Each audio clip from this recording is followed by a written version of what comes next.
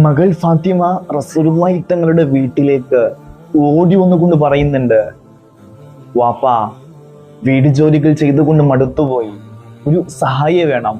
അന്ന് യുദ്ധത്തില് ബന്ദിയാക്കപ്പെട്ട കുറെ ബന്ദികള് മദീനയിലുള്ള സമയമാണ്. റസൂലുള്ളാഹി തങ്ങൾ മറുപടി പറഞ്ഞു, മകളെ, സാധ്യമല്ല.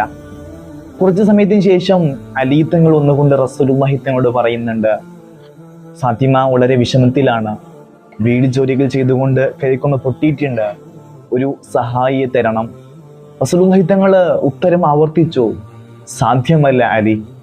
റസൂലുള്ളാഹി തങ്ങൾ യുദ്ധത്തില് ബന്ദിയാക്കപ്പെട്ട ഓരോ ബന്ദികളെയും മോചിപ്പിച്ച് അതിൻ്റെ പണം കൊണ്ട് മദീനയിലെ ഓരോ മനുഷ്യർക്കും ധാന്യം തുല്യമായി വിതരണം ചെയ്യുമെന്ന് റസൂലുള്ളാഹി തങ്ങൾ പ്രഖ്യാപിക്കുകയുണ്ടായി.